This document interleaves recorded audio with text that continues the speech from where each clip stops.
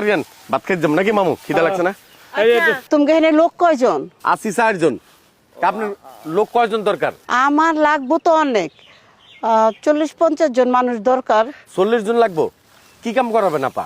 আরে ভাই কাজ না, আমার হইলো 40 খাওয়াবো। ও, আচ্ছা শোনেন, আমরা আছি এনে 4 জন, হ্যাঁ, আর এই গ্রামে যাই খুঁজা 40 জন মোটমাট জোগাড় করে লইছে মানে।